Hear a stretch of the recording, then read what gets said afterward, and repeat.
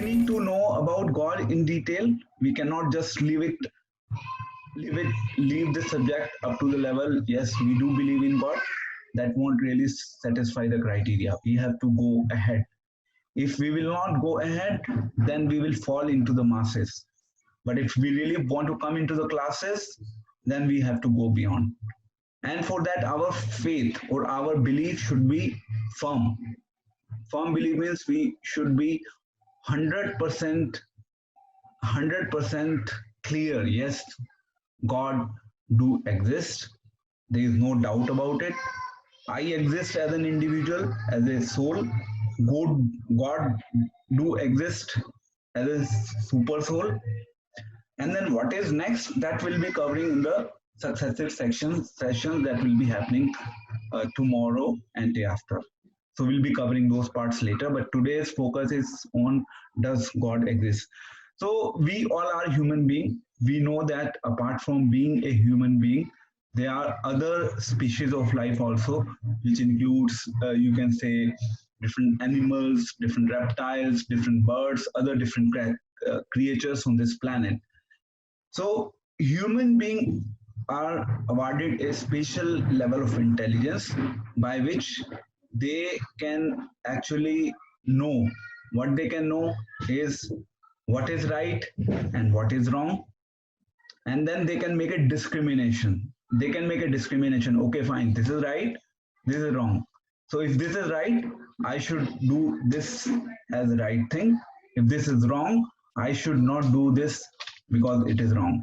So for example, when we talk about the moral conducts or ethics which are being followed in the society, even the moral conducts and the moral ethics, whether a person believes in the existence of God or not, it is immaterial. Still, we see in our society that even an atheist would like to follow the principles of moral and ethics. So ultimately, those principles of morals and ethics are coming in from our Vedic text only, but still people follow, even though they are atheist. So in reality, if we really try to do a proper assessment, then in one way, everyone do believe in existence of God. But yes, everyone has a different set of definition of it. Everyone has a different level of understanding about it. Or someone is not really interested to know about it in detail. Someone just confine their level of understanding up to a certain level. But through these sessions, the objective is, let us move forward. Let us take this momentum ahead, understand it in detail, and actually do better justice with the existence that we have been awarded by God. Okay, now so as soon as so this is the background. Now we will be discussing some fundamental questions in our discussions during the course of discussions. So let us forget for now that God exists. Let us forget. I know all of you or many of you must be having this clear idea. Yes, God do exist, and we definitely have that belief. Let's park that belief aside for now, because the discussions that we will be having, basis these discussions, you can make any layman who has a little level of submissiveness, you can make that person understand this very simple and a basic concept of existence of God as reality. But it's like it's not just a false creation of a human being, but it is a reality. Okay, so let's move on.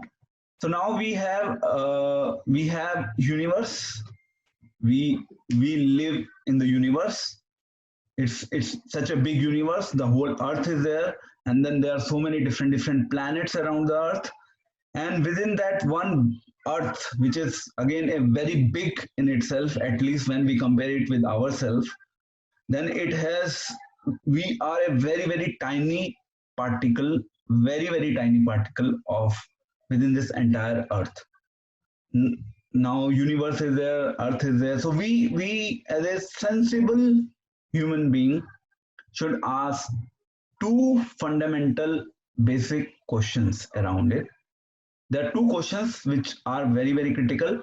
And these two questions we'll be discussing during the course of our session today.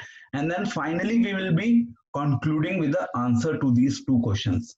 So first question is, when it comes to the universe, any sensible person should ask, who has created this universe? Who has created it? And the second is, what is the purpose of creation? First, who has created the universe? Second, what is the purpose of the creation? Now, so these are some unanswered questions. If we really go by the modern science, then definitely modern science do not have a defined and a specific answer to these two questions. Now, before we jump into this slide, now generally the belief is in the society, the belief is what we see is what we believe. So for example, when we interact with people, and if they are completely off atheistic view, then they will say, okay, we are ready to believe in existence of God, but can you show me God? So definitely we may not be in a position to, just show him God because he has asked for it. So we can have a counter argument to it, or a counter discussion to it. Okay, right, yes, we cannot show you God, we cannot prove that, yes, because by scientific measurements you cannot prove God, but by logical aspects you can definitely prove existence of God. So let us take an example of electrons, as many of you are from a well scientific background. So when we talk about electrons cannot be seen from our naked eyes. Electrons can only be seen via reflections on a CRT screen. So we cannot see, but it can be seen only via a specific mechanism. But if we really want to see it through our eyes, then we cannot see it through our eyes. But if we look at society, if we look at people in the society, then people in society study electronical engineering, and they really do whole research in it. People do PhD on this subject.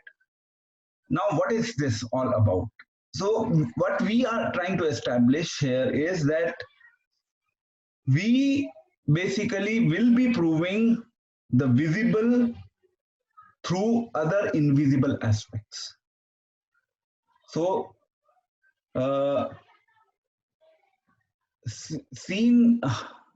unseen can be proven by seen, basically. That's how I called it. Unseen can be proven by seen.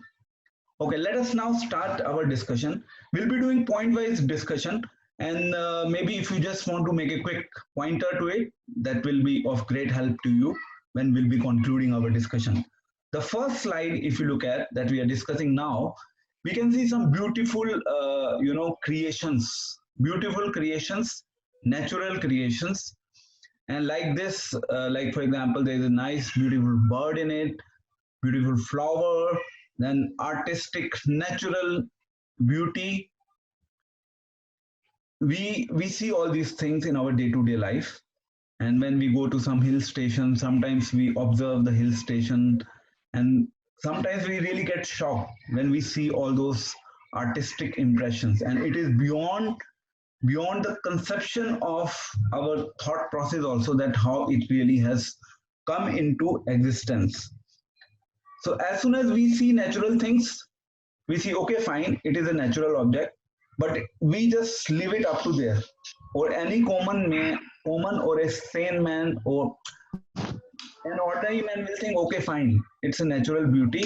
They will leave it up to there. It's a natural beauty. They will not think beyond. What is beyond natural beauty? Why does this natural beauty exist? And what is the source of existence of this natural beauty? Now, let us get into the next aspect of it. We have two different sets of, again, artificial beauty. We talked about the natural beauty. Now we are talking about the artificial beauty. As soon as we see the artificial set of flowers, so definitely when it comes to the artificial set of flowers, we need different items like good paper, something to cut them, and then we combine them together, and then someone who is expert in it will make nice beautiful flowers out of it. This is like artificial flowers on the left side. Then again on the right side we have a picture, and this picture, now I am putting it to audience to answer. So you can, Bharat Prabhu, you can unmute the audience. I want to ask a question from the audience. So, so I'm sure you can see this picture on the right side. If I ask a question from the audience, who is this painting? Anyone? Mona Lisa. Mona Lisa. Yes. Okay, fine. So as soon as we say Mona Lisa, then definitely there has to be some artist. It is a very famous painting all over the world, and we know that this painting is of Mona Lisa. And the next question that comes into the mind is artist behind this painting. So now, can Picasso. I answer? Leonardo da Vinci. Yes. Yeah, Leonardo da Vinci. Yeah. So as soon as we saw the painting, we understand it is a painting of Mona Lisa, and it has been created, or it has been made by an artist by the name of Leonardo da Vinci. So that means the artificial object of this world, which looks very beautiful, which are very famous, as soon as we see those artificial objects in this world, we immediately come to a conclusion that this is an art, and these arts definitely have an artist behind it. And in the earlier picture, we definitely saw these natural art, but if we go by the presumption of modern science, then it is just restricted up to the level of yes, it is a natural art. That's it. People generally do not think beyond that because their minds have been restricted to think up to the level of natural beauty or natural art. They don't go beyond that. Let's move further. So this is one. Art means there is an artist. So artificial art means there is an artist. We will not talk about the natural art, who is the artist, that's not the subject, but this is a question that should arise in our mind based on our discussion that we are having. Now let us see. This is again a very interesting, a very small story of a logician. So a logician met a farmer, and he asked a question from the farmer that can your God put an elephant into the eye of a needle? So he answered, why not? When God can put in the small seed a huge banyan tree, why he cannot put the elephant, why he can pass through the elephant via the eye of a needle? So it is very simple and very easy. So in one seed there is a big tree around it. So it is not something that is being created by human being. It is again a natural art, you can say. So again, that logician and farmer, they were sitting together, and then farmer was doing work. And now I'm telling you another story, interesting story. So the farmer was doing work in the field. He basically has a cow, and the cow had a bell, and then cow basically was doing the work in the field, and the farmer was doing his own work. So logician comes to the farmer, and he asks farmer that why this cow has a bell inside his body. This, so he answers that because when I am doing other works, I know that okay, this cow, till the time this bell is moving, the cow is working, and I can concentrate on my other activities, on other work. But as soon as as soon as I see that the bell has stopped ringing, so then I get to know, yes, now the cow has stopped working, and then I can look back on what exactly cow is doing. So then, because it's a logician mind, so logician mind thinks, okay, fine. So it may happen that the cow may sit down somewhere and it may just ring the bell and not do the work. Then the farmer replies that the cow is not smart as you are being a logician. So this is what happens in the society when it comes to the subject of faith. People try to get into too much of arguments, and the rule of spiritual journey is that arguments will not lead to any conclusion. If you are submissive, you can make inquiries. But if you will keep on just making inquiries without being submissive, just keep on debating, then I don't think so there is a scope of understanding the path of spirituality. The spirituality requires faith. And in fact, faith requires in every aspect of life. When we get out of the house, even during the current crisis, we do take precautions, but we have faith that okay, corona will not kill us. Let us go out of the house and let us do what is really needed for us to do. So this is faith that we have, and that's why we really step out from the house. So this is a big banyan tree in a small banyan seed. So again, it is a natural artistic creation, which is beyond ordinary modern scientific technologies. Let us go further. So this is a part of art and artist. Now let us move further about space technology. So we know our science has done a lot of advancement, and due to that advancement, a lot of satellites are being sent into the space from time to time. And for monitoring those satellites, we have a control room.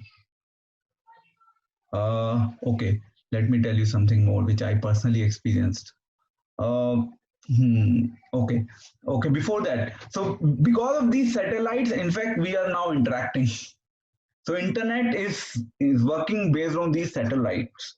Our mobile phone works due to these satellites. So satellite plays a very crucial role right now in every individual life.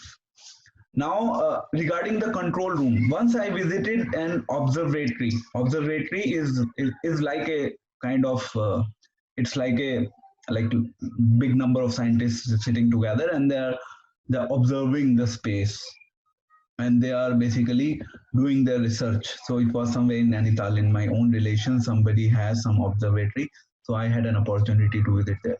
So from there, when we saw from those big binoculars the space, and it was a different picture altogether for us. So what I'm trying to say, that even a small satellite which is being sent from by the human efforts or through the human intelligence, for managing that one satellite, for monitoring that one satellite, there's a big control room set up on the downside, where a lot of scientists are working together, and they are observing what is happening, where the satellite is progressing, whatever they really want to achieve, is it really going within those parameters what they want to achieve or not. So a satellite is being monitored via a control room. Now comes the question for Earth. So Earth is also a big satellite of its own. Earth is also a satellite. It has galaxies around it, it has Milky Waves, and Earth's speed, which revolves around the sun, is 1,06,000 kilometers per hour. That's a speed, revolving speed of Earth around the sun. Now, now we all know, since this Earth is revolving, no collision has ever happened. So one is the artificial human intelligence, which created a satellite, and to monitor that satellite, there's a big control room. So if we compare the Earth is significant and huge in comparison to a satellite. So human-made creation requires a big level of control. And when we say, okay, Earth is definitely not a human-made creation, Earth is a natural creation. So being the fact that Earth is a natural creation, that means it requires control. So control of Earth requires controller. Like a satellite control requires control from the control room that we have in our laboratories, research center, observatory, NASA, all these places, they observe, control the satellites monitoring. That's how they monitor. Now let us take a practical example of, again, our ordinary traffic police system. So if a traffic policeman, whenever we see in the society, sometimes the light stops working. Light stops working sometimes, and when the light stops working, immediately the police people come and they try to control the traffic. They try to control the signals of the traffic. Now, just to control this, like a traffic system, we need a controller. Like we have a controller in the form of a traffic policeman. So now it comes to the different in the space. There are different planets, Pluto. Then we have other different planets, as you can see, and all these different planets revolve within their orbit. And somehow Pluto doesn't have a concentric orbit, but it keeps on sometimes revolving here to there because it doesn't have a fixed orbit for revolving. But no collision has ever happened. So no massive destruction has ever happened. So it is all revolving on its own, and no major disruption has taken place ever in the history. So the answer that comes is a small control of traffic system that we see in the society. Traffic is being controlled, requires intervention of a policeman or intervention of proper lights. Through that, the traffic can be controlled. So who controls the traffic of revolving planets? So this is a question. So first we talked about the question, natural art, from where that comes. Now the natural control. Natural control, everything which is not being created by humanity, that comes under the category of natural control. So the question is, who basically controls them? Now, third thing, again, it is very interesting. So we know it is not now, but it is going on since past. The scientists are definitely trying to develop supercomputers, which are we have Department of Massachusetts in US. So they basically work on artificial intelligence. So when they work on artificial intelligence, they basically in fact, using the terminology artificial intelligence is like they created some artificial intelligence which computer owns, and essentially it is not the intelligence which is being owned by the computer. If we really try to do a in-depth study of it, how? Because this natural intelligence is ultimately how it has been created. Let us do a little research on that, though I'm not from a scientific background, but I have done a little study, so I'm just trying to explain you. Maybe you can add to it after we conclude our discussion. So a lot of data is being collected from different sources, from different samples are being taken, and then after the data is gathered, then the troubleshooting is done. And after the troubleshooting, then something comes out, some outcome comes, like input, processing, and output. So output is nothing but artificial intelligence of a computer. This is how we generally, process the data. Then finally something comes out in the form of intelligence. So it is actually not artificial intelligence. In reality, it is a borrowed intelligence, because ultimately from where the data has come, who has provided the data, everything is being provided by a human intervention. So it is telling it as artificial intelligence is maybe not a proper terminology. Okay, so we are talking about the third aspect, artificial intelligence. Now, okay, I am now taking a question poll. Bharat Prabhu, you can unmute the participants. Let me ask you a question. What is the most sophisticated computer in this universe? Can anyone tell me? Human body. Body. Okay. Human body. Human brain. Human brain.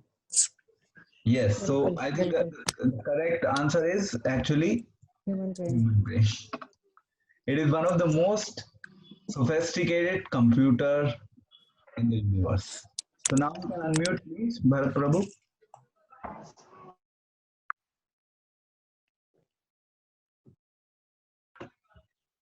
It is not really the human body, but a component of the human body, which is called as human brain.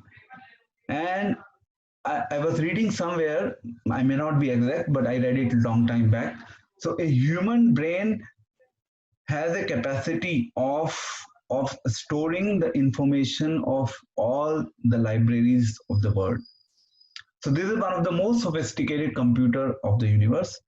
And we all know that all the computers which exist in this world is nothing. It's ultimately it's being created by a human brain only. It is not just it is being created by a human brain. So now the question comes, whenever we talk about artificial intelligence, we can claim that it has been created by science. What about the most sophisticated computer, or you can say the intelligence which is programmed in every individual who has created that?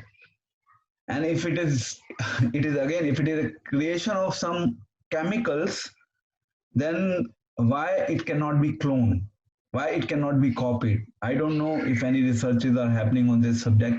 I have no idea absolutely, but I'm just asking it as a question. I don't think so anywhere anyone would be doing that research. Okay, fine, let us clone a human brain. I don't think so it can ever happen. Okay, let's move further. So three things we have covered. We have covered three things so far. We will be talking about the fourth aspect. We have different creations of our human being, which we use in our day-to-day life.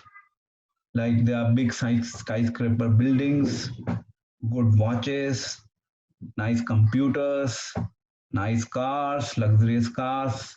In today's time, we see a lot of good cars coming up every second day. Something or other keeps on coming in the market, and it's all just simply leading to consumerism. Up till now, don't know what will happen in the future, but up till now, it has all just led to consumerism in the society. So whenever we see a car, let us take an example now. As soon as we see a car, we immediately apply our thought, and we recognize a car. Okay, this is a car. Who made that? Somebody is the creator of that car. Okay, who is the creator?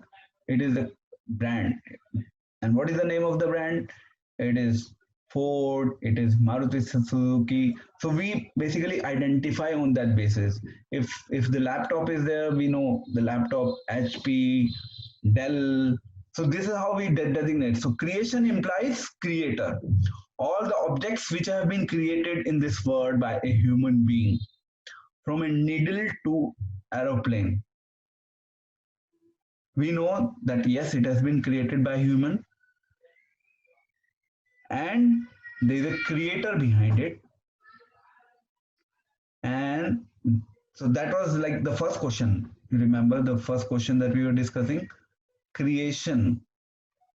Who has created the universe that we were talking about? So as soon as we see all the different objects of this world, we immediately recognize the fact that, okay, who has created this XYZ thing, which is not the natural, which is not coming out via natural, which is not purely natural. Should not this universe have a super intelligent creator too? So this is a question that we all should ask. Should not this universe have a super intelligent creator too? When we are talking about all different small objects of this world, we are immediately drawing a conclusion that yes, all these have someone who is acting as a creator. What about the whole universe, the entire cosmos, the entire earth, whatever is happening via natural phenomena, which is not being really created by the science? So somebody has created it. So creation implies creator. Like artificial creation implies our humanity, so the natural creation implies a creator. Then there's some mess around Big Bang Theory. We'll not talk about it. It's just a bluff, nothing else. Yes. Okay, this is Isaac Newton. So Isaac Newton, he basically was a believer in he was a believer in God. So and one of let me tell you one more story now. So Isaac Newton had a friend, and his friend was atheist.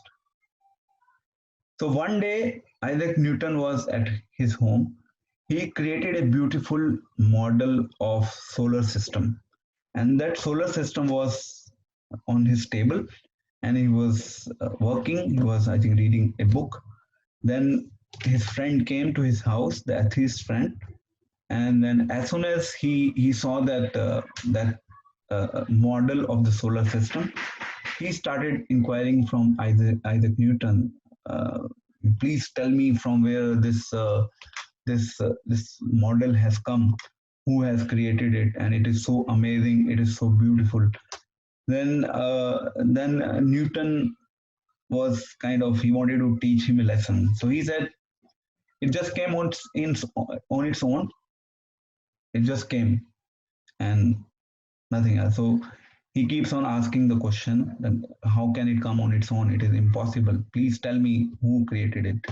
Then Newton, because he wanted to teach him a lesson, he tells him that we have the entire solar system, the whole galaxy, the entire Earth revolving, and it is such a beautiful model.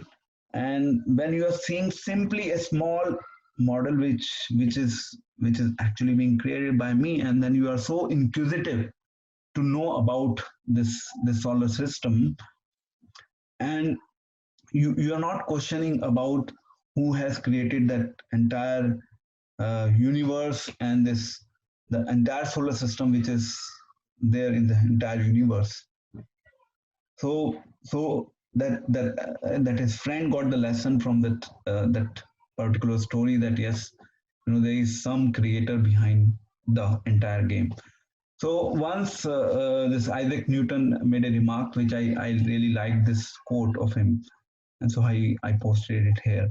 So I do not know what may appear to the world, but to myself I seem to have been like a boy playing by the seashore, and diverting myself in now and then finding a smoother pebble or a prettier shell than ordinary, whilst the great ocean of truth lay all undiscovered before me.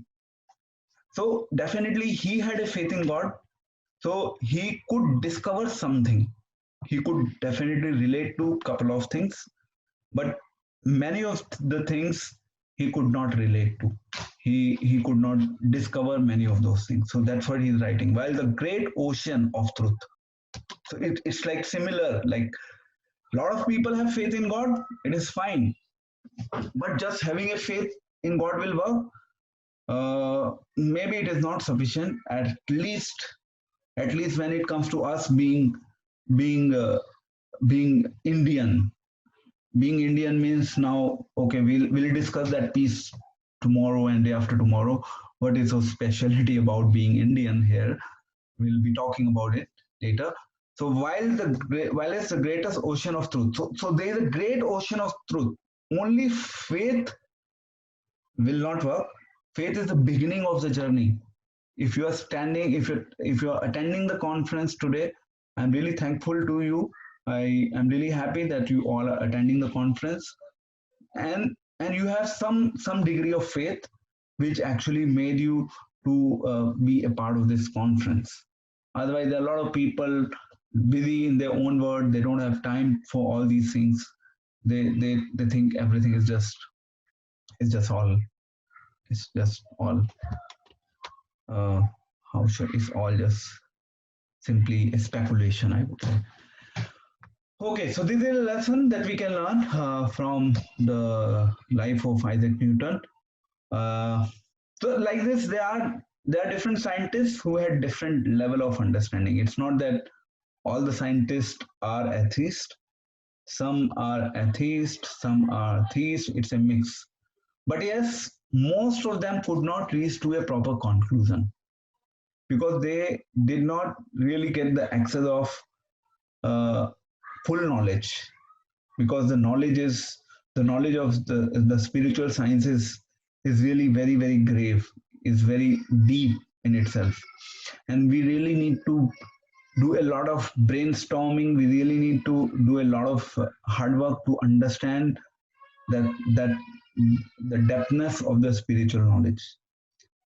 Okay, let's move further. Now we are talking about design. We talk about art, we talk about creation, we talked about artificial intelligence. Now we are talking about design. When we talk about design, like you can see these atomic structure, RNA, FCC, BCC structure, solar system, all these DNAs, they have a very, very good design in itself. Obviously, we cannot see that design from our eyes, but if you see it with proper whatever microscope or whatever things through which we can see them, then it has a very good structure of its own. So it is called as cosmos. The entire universe in a way is called as cosmos. So in Oxford Dictionary, the meaning of the word cosmos is it's an orderly, harmonious, systematic universe. So we have different design within our cosmos, and many of these designs are natural designs. You cannot see these designs from your eyes. I cannot see it from my eyes, but maybe doctors who do, or scientists who do research in laboratories and all, they can probably see this is how the structure looks like. Amazing order. That's what I called it as. Now the next part is, so design implies a designer. The next thing is law implies lawmaker. Okay, now it is my area. Though I have written the scientific aspects, which people who are from science background, they can relate to. But I'm going to tell you simple thing, like when we study in our legal profession. So whenever a law is being created, or whenever a law is being passed by the government, so then a preamble is being set for the law. Preamble, and a committee is being formed prior to that. Committee basically of experts from that domain who will actually, it is like a panel who will basically prepare a law on a specific subject. And that committee, the expert committee, will give their advices, opinion, and then finally a preamble will be set to that law. Preamble is basically giving a justification against each and every section which has been introduced in the law. Like for example, I'll give you another example. Now we have this corona crisis happening. So definitely after this corona phase is over, once things will start settling down, government will have to bring some new laws into the system. Whatever we have done, I definitely believe that there will be something coming from a legal perspective also to take care of such eventualities, which has really created a devastation in the entire society. So law implies a lawmaker. So when we talk about morality, ethics, niti, shastra, in fact, we have niti shastra. So economics, Arthashastra, we have Arthashastra, and all these are coming from our Vedic knowledge only. We study economics when we were in our 11th, 12th graduation standard, we studied economics. So these are Arthashastra, and this is actually Shastra, Arthashastra. Arth means benefit, economical benefit, and then Shastra is scripture.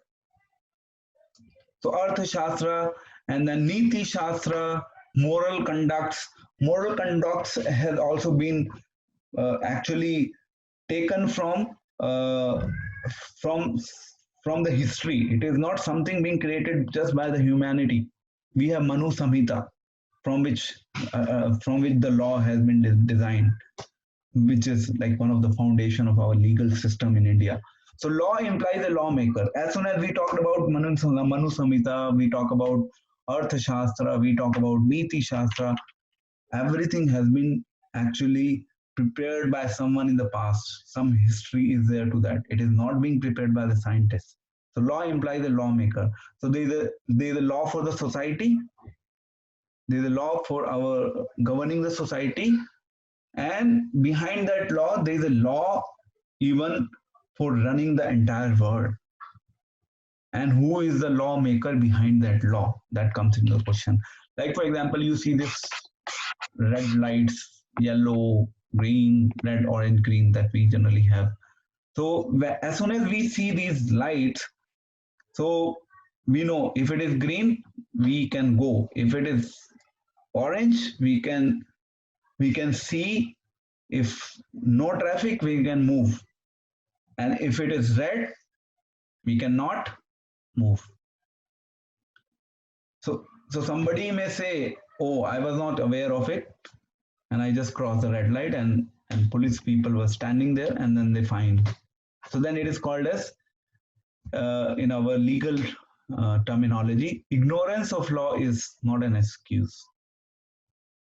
You cannot give an excuse that, okay, I was not aware that on red light I can jump. On red light I have to stand. So this is, again, law implies a lawmaker.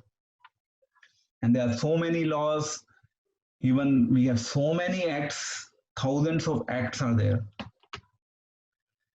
within our own legal system. We have again this, can law exist without a lawmaker? Now we have a law of conservation, law of gravity, law of gravitational force, then we have this law of, so gravity is, again, it's a funny concept, but I don't know, it's like who somebody, I don't know that person name, who was sitting under the tree, then apple fall down, and then he made a law. So they just give a name to it. Actually, they just give a name to it. The law already exists. They just stamp it with their name. Law exists already. It's not that they have created the law. Law exists. It's just that they actually found something, and then they gave the stamp to it. Yes, it has been created by them. Law is already existing. If there's some natural law of the system, it is already. So can law exist without a lawmaker? So if government is not there, then nobody will abide by the law. Even otherwise, people don't generally abide by the law. But in general, if government is not there, no law can exist. Nobody will follow the law. Today, I saw in our society only, as I was hearing, the place where I live in Rishabh Vihar. So every day we used to have a lot of people on the road, and they used to kind of be together and used to have discussion. But because now things are becoming more and more stringent, then people are not really sitting on the road also, because government has become very strict on this. So because government is strict, so government is acting as a lawmaker, and people are abiding by the law because government is there on the back and forcing them to follow the law. So law implies a lawmaker.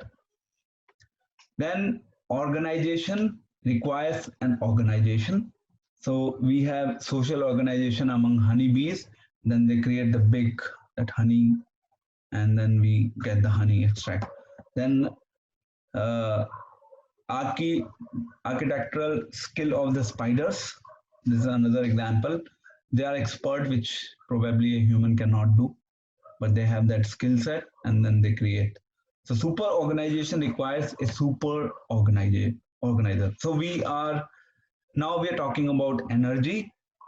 So here it is written something, maybe scientists can confirm, but I have read it, so I just put it across here.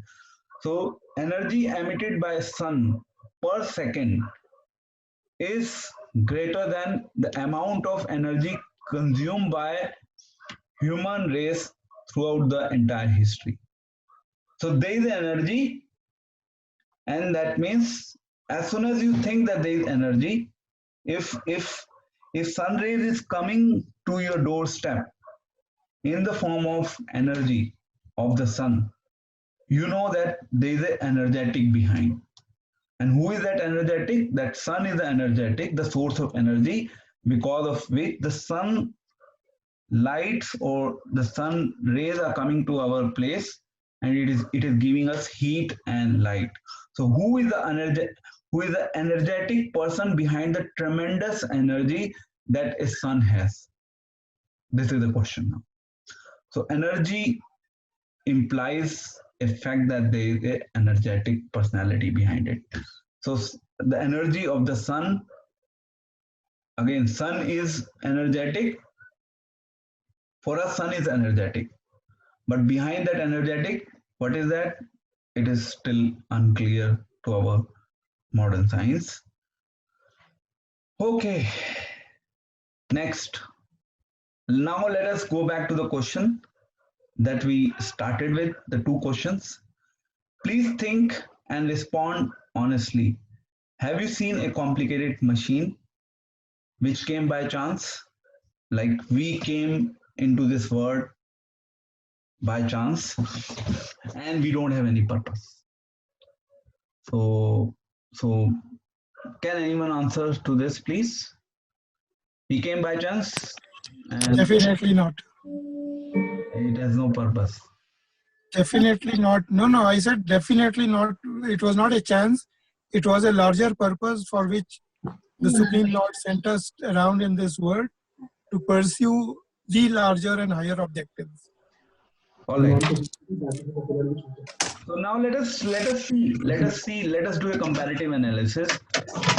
Any computer, any building, even a pen and pencil has a maker or designer. Logically, the far more complex universe must have a super intelligent designer and a producer.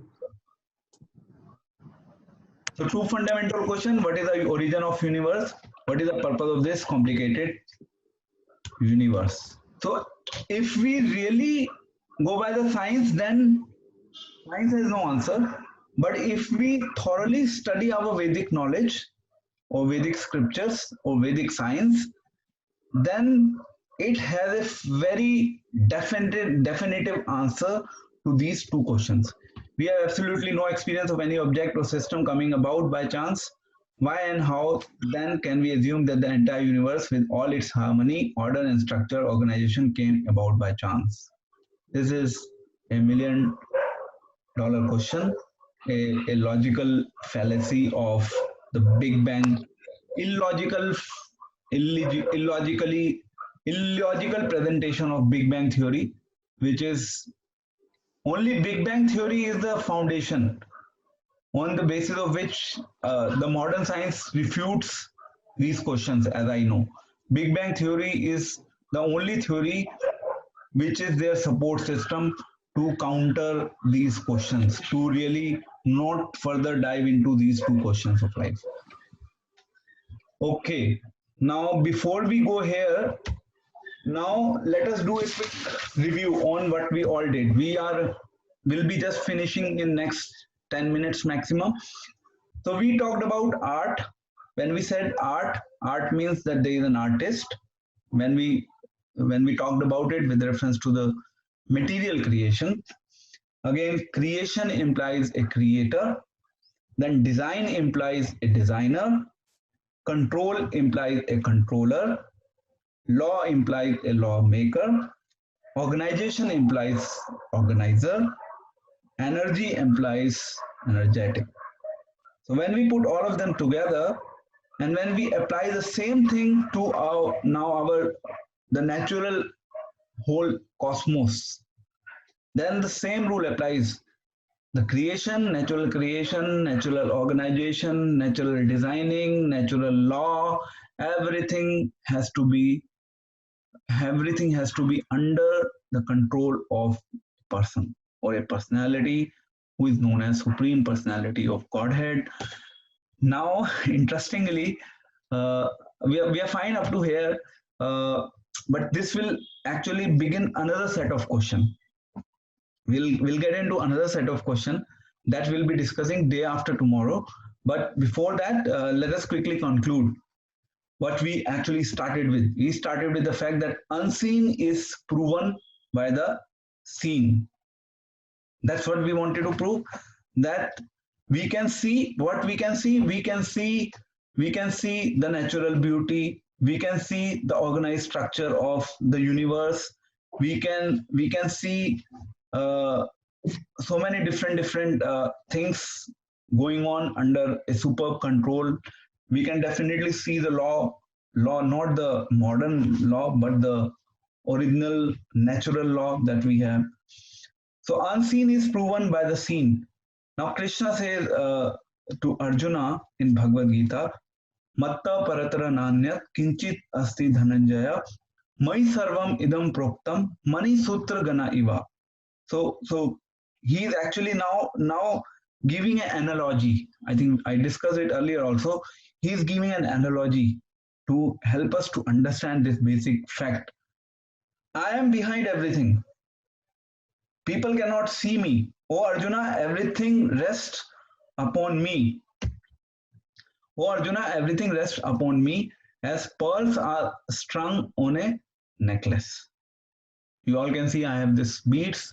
I give example. You can see even this pearls. They are strung on some beads together, and then on the back it has a thread. Without thread, it cannot be together. So God is now actually, he's giving his judgment. He's proving that behind everything which is happening in this world, everything, every damn thing, every nonsense thing, I am the ultimate doer. There is one is root cause and another is immediate cause. So now someone may say, okay, fine, you are saying behind everything God is the ultimate doer, then is God also behind this corona? That question may arise, in our mind, that it's such a big mess going on in entire world, and about 1 lakh people are going to die, are already in the process of dying all over the world. So it's such a big, massive destruction happening in one way. So the question comes, which we'll be discussing tomorrow. The question is, why sufferings? And is there an end to these sufferings? And then many a times, a lot of people in this world then start blaming on the existence of God. why these sufferings are happening, why, if God is a controller, if God is the ultimate doer of all these things, then what is he doing? He is just watching the show. What is happening? So this is what we'll be picking up tomorrow. That's the theme for tomorrow's discussion. And then we'll be coming to the subject of religion. Okay, so tomorrow is around sufferings. Tomorrow's topic would be well connected with the current current difficult situation that most of us are going through in the society. So I would advise that if you want to if you want to invite anyone for these discussions on the subject of sufferings in relation to COVID, which are probably, you know, questioning on the existence of God, or which might have which might who might have actually started doubting if they might have had faith, but now because of all these miseries happening, they might have started doubting on the existence. That may also happen, and that will also happen in the society. So okay, so the unseen is proven by the seen. God doesn't come personally before us. Now there are two questions that we'll be dealing, and then we'll be concluding. Now someone may ask, okay, fine, you said God has created everything. The question comes, who created God? God has created everything is fine. Let us agree and understand who created God. Now let us look at this example. In this example, you see there is an engine, and then it has bogies on the back. So bogies are pulled by the engine. Bogies are pulled by the engine, and so the source of energy for the bogies is what? It is engine. It's because of the engine bogies are moving. But what is the source of energy for the engine? The source of energy for the engine is that it creates the energy itself. It doesn't need to have an additional source. It creates the energy itself. So similarly, God is creator of everything. He doesn't need to be created by anyone. In our scriptures, it comes as Janmadasya Yata, means everything rests upon him. Since he is the origin of everything, then there is no question that anything can actually create him. So this is a question that people at times ask. So this is one answer. The second question that people ask, and now we are going to discuss that question, and then we'll be finalizing our discussion. So why we cannot see God from our eyes? Why we cannot see God from our eyes? If we know, or if we have heard, or if we have a belief that God do exist everywhere, but we are not in a position to see God everywhere. Where the disconnect? Okay, so Srila Prabhupada, the founder Acharya of Hare Krishna movement, Srila Prabhupada gives a very interesting example that if your car gets some problem, then what is the immediate action that you take? You may try to do something around it, you may try to look into it, but ultimately most of the time it happens that you are not in a position to do much with it. So what do you do next? You immediately call the mechanic to look at the car and rectify the defect in the car. So mechanic comes, and mechanic uh, within few minutes he just overlooks, or he just makes look around, and finally he tells these are the problems. Yeah. Okay. So now Srila Prabhupada gives this very interesting example, and Srila Prabhupada relates that why we cannot see God right now through our eyes, because we do not have knowledge and we do not have experience. First, we need to have knowledge, and people who want to see God in one day, and who think that God should come before us, then only we will believe. Let me tell you, the reality that if we do not have sufficient knowledge, one, and if we do not have sufficient experience in life, if we do not have these two things on the path of spirituality, then even if God comes before us today, then from tomorrow our life will be same as it was before we saw God. So unless and until we don't have proper knowledge, we don't have proper experience, we are not eligible to see God. Like we cannot see the defect in the car because we don't have proper knowledge and experience. Similarly, we are not eligible to see God unless and until we don't have proper knowledge and experience. So this is my final discussion for this for the day. Now I am concluding my talk. We started with the topic, does God exist? So basis the discussions that we had during the course of our session, I try to make a logical presentation of the fact, yes, God do exist, but yes, how do we prove the existence of God? We prove the existence of God via the mechanism of uh, unseen is proven by the seen. So whatever we see, which is a natural object in this world, through that we come to a conclusion, or through that we draw a conclusion that yes, there is someone who is not really visible to our eyes at present, but that personality exists. Now we have left over with three set of questions. The first question is on sufferings, which would be somewhere or other connected to. I'll bring in some aspects of COVID also there, and then we have next question. I think it's religion of love, and then we have next question of yoga.